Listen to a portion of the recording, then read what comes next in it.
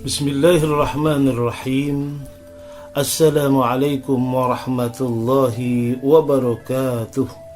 Kita pernah membahas tentang berbagai macam siksaan, ya. Jadi ketika kita membahas tentang siksaan api neraka, ini bukan nakut-nakutin atau bukan membuat kita pesimis. Tapi justru ini adalah ilmu yang sangat bermanfaat yang membuat diri kita termotivasi dan semangat terus untuk beribadah.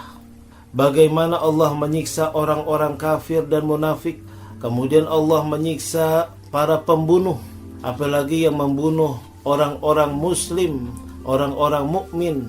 Kemudian juga bagaimana Allah menyiksa pezina laki-laki dan juga perempuan, ya, yang berselingkuh, yang berzina, sangat berat siksaannya. Kemudian Allah juga menyiksa orang-orang pemakan riba, rentenir, ya.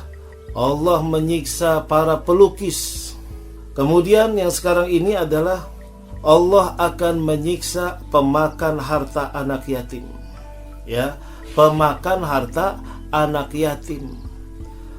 Allah berfirman dalam surah An-Nisa ayat 10. A'udzu billahi minasyaitonir rajim. Innal ladzina ya'kuluna amwalal yatama zulma innama ya'kuluna fi butunihim nara wa sayaslawna sa'ira. Sesungguhnya orang-orang yang memakan harta anak yatim secara zalim, sebenarnya mereka itu menelan api sepenuhnya perut, ya, api sepenuhnya perut, dan juga mereka akan masuk ke dalam api yang menyala-nyala, yaitu neraka. Ini ancaman dari Allah Subhanahu wa ta'ala supaya kita tidak berbuat zalim kepada anak-anak yatim. Jangankan kita untuk mengayominya, memeliharanya, memberikan kasih sayangnya, yang menjadi kewajiban sebetulnya bagi kita. Karena itu peluang yang Allah pilih buat kita dalam menata kebaikan. Jika ada anak yatim, ya, tetangga ataupun masyarakat kita, itu kita ayomi sebaik-baiknya. Jangan harta anak yatim tersebut yang kita makan. Nah, ini yang lebih berbahaya ketika dalam satu keluarga, ya. Dalam satu keluarga, misalnya dari 5 orang anak, 1 orang anak sudah yatim piatu misalnya. Kemudian yang lain, ya, karena anak yatim mungkin di situ banyak mendapatkan pemberian, santunan, akhirnya yang lain pada ngambil jatah-jatah tersebut. Nah, ini yang sudah didapati oleh anak yatim tidak boleh diambil oleh siapapun kecuali anak yatim tersebut yang mengkonsumsinya, yang menikmatinya, ya. Misalnya ada harta anak yatim yang harus dijaga, kita jaga dengan sebaik-baiknya. Jangan kita jual, jangan kita gunakan, karena itu harta anak yatim.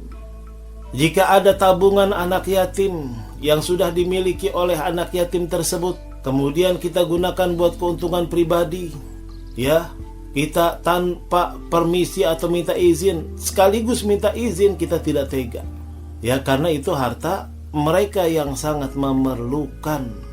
Na'udzubillah min zalik. Bahkan kalau perlu kita tambah tabungannya, bahkan kalau perlu kita pelihara tuh warisannya, bahkan kalau perlu kita jaga tuh harta anak-anak yatim. Jangan sampai kita menzoliminya. Innama ya'kuluna fi butunihim nara. Kata Allah Subhanahu wa ta'ala, siapa yang memakan harta anak yatim secara zolim, ya, anak yatim itu sampai menangis, bersedih, terzolimi, maka seakan-akan mereka yang memakan harta anak yatim seperti itu, yaitu memakan api neraka. Na'udzubillah min zalik. Anak yatim bisa merubah diri kita nih dari surga menjadi neraka karena doanya. Oleh karena itu Rasulullah SAW bersabda, ana wa kafirul yatim kahataini fil jannah.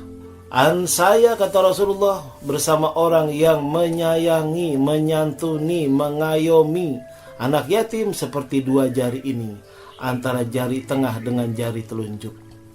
Berdampingan di dalam surga, kata Allah Subhanahu wa ta'ala. kata Rasulullah Shallallahu Alaihi Wasallam. Kemudian ya, siksa para pembohong, penyebar gosip dan pengadu domba. Dalam surah Al-Waqiah Allah berfirman ayat 92 dan 94. A'udzubillahi minasyaitonirrajim, yang artinya, dan adapun jika termasuk golongan orang-orang yang mendustakan lagi sesat, maka dia mendapat hidangan air yang sangat mendidih, yang sangat panas, dan dibakar di dalam api neraka. Al-Waqiah, ini firman Allah Subhanahu wa ta'ala. Bagi orang yang pembohong, bagi orang yang penyebar gosip, nanti di neraka Allah bukakan mulutnya yang sering berdusta, dituangkan dengan air ter, air yang sangat panas mendidih. Belum sampai air tersebut di mulutnya, mulutnya sudah lumer, perutnya sudah lumer, kerongkongannya pun sudah lumer. Dia tidak akan mati lagi, tidak ada mati kedua kalinya, tidak akan pernah mati lagi. Meskipun badannya sudah hancur lebur, dia hanya merasakan sakitnya yang luar biasa, yang benar-benar menyiksa, azabun alim, kata Allah Subhanahu wa ta'ala. Dari Muaz bin Jabal radhiyallahu an, aku bersama Rasulullah sallallahu alaihi wasallam dalam suatu perjalanan, aku berkata, ya Nabi Allah, apakah kita akan diminta pertanggungjawaban atas apa yang kita ucapkan? Rasulullah sallallahu alaihi wasallam menjawab, sakilatka ummuka ya Muaz, wahal yakubbun nasu fin nari ala wujuhim aw ala munakhirihim illa hasaidu alsinatihim. Celakalah kamu wahai Muaz, tidakkah manusia itu dimasukkan dalam api neraka atas wajah-wajah mereka dan juga tengkuk-tengkuk mereka, kecuali hal itu disebabkan dari perbuatan lidah-lidah mereka. Na'udzubillah min dzalik. Ya, jadi orang yang pembohong dimasukkan dan berjalan di neraka tersebut dengan mulut-mulut mereka. Penyebar gosip begitu juga, berjalan di atas mulut-mulut mereka. Mulut mereka sampai kepalanya hancur, tidak mati lagi, hanya merasakan sakitnya yang Masya Allah tidak terbayangkan, dijadiin lagi sama Allah. Orang yang pengadu domba begitu juga, palanya sudah hancur, dijadiin lagi sama Allah, hancur lagi, dijadiin lagi. Tidak ada henti-hentinya, bahkan cobaan tersebut, ujian tersebut, siksaan tersebut, ya bukan ujian dan cobaan lagi, tapi siksaan. Ini orang-orang yang pembohong, penyebar gosip, dan pengadu domba. Mudah-mudahan Allah menjauhkan kita dari dusta, dari gosip yang negatif, yang buruk, dan juga dari sifat pengadu domba. Na'udzubillah min dzalik. Dan juga Allah menjauhkan kita, menghindari kita, melindungi kita dari memakan harta-harta anak yatim. Kemudian siapa lagi yang mendapat siksa dari Allah? Pengumpat syariat Allah, pengumpat syariat Allah.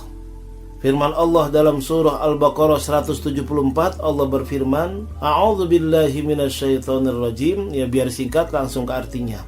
Sesungguhnya orang-orang yang menyembunyikan apa-apa yang telah diturunkan Allah, yaitu Alkitab, yaitu Al-Quran, kemudian menjualnya dengan harga-harga yang sedikit, yang murah, mereka itu sebenarnya tidak memakan, tidak menelan ke dalam perutnya melainkan api neraka. Dan Allah tidak akan berbicara kepada mereka pada hari kiamat dan tidak menyucikan mereka, dan bagi mereka adalah siksa yang teramat sangat pedih.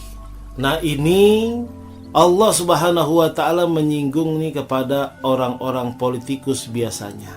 Politikus, ya. Kadang-kadang orang-orang politikus karena sangat kejamnya, tidak memandang halal dan haram, tidak melihat kiri dan kanan, yang penting dia menang, menjadi politikus, ya. Seperti pola tikus gitu. Kalau tikus begitu, apa saja diterjang, apa saja dihalalkan, apa saja digigit. Politikus, ya, pola tikus. Nah, orang seperti ini nih, ya, yang menjual ayat-ayat Allah untuk kemenangan kepentingannya, itu na'udzubillah. Yang menjual ayat-ayat Allah untuk kepentingannya. Misalnya, ketika itu ada partai yang berlambang pohon misalnya, ya. Kemudian dia ini berlambang panci, misalnya ini. Kemudian dia bacakan ayat wala taqraba hadhihi syajarah fatakuna minaz zalimin. Jangan kau dekati pohonan ini. Kan ada dalam surah Al-Baqarah tuh ketika Nabi Allah Adam ya dilarang untuk mendekati pohon khuldi. Kemudian dia pakai ayat tersebut wala taqraba hadhihi syajarah. Jangan kau dekati pohonan ini. Akhirnya partai yang berlambang pohon tersebut dikucilkan. Wah, ini ada firman Allah nih, kalau gitu bahaya. Nah, orang yang menggunakan firman Allah seperti ini, itu orang-orang yang termasuk memperjualbelikan agama, memperjualbelikan ayat-ayat Allah dengan murah. Faba'uddina bidunya fama rabihat tijaratuhum. Mereka memperjualbelikan agama ya dengan dunia, maka tidak akan pernah beruntung mereka. Barang-barang yang masuk ke dalam perutnya itu tidak lain adalah bahan api neraka. Na'udzubillah min dzalik. Mudah-mudahan ini bermanfaat, menjadi motivasi tersendiri buat kita lebih benar-benar beribadah kepada Allah dengan sebaik-baiknya. Rabbana atina fid dunya hasanah fil akhirati hasanah wa qina adzabannar. Wa sallallahu ala sayyidina Muhammad wa alihi wa sahbihi wasallam walhamdulillahi rabbil alamin. Subhanakallahumma wa bihamdik asyhadu an la ilaha illa anta nastaghfiruka wa natubu ilaik. Kurang lebihnya dari saya Al-Fakir Haji Muhammad Amin Nasri mohon maaf. Hadanallahu wa iyyakum ajma'in. Wassalamualaikum warahmatullahi wabarakatuh.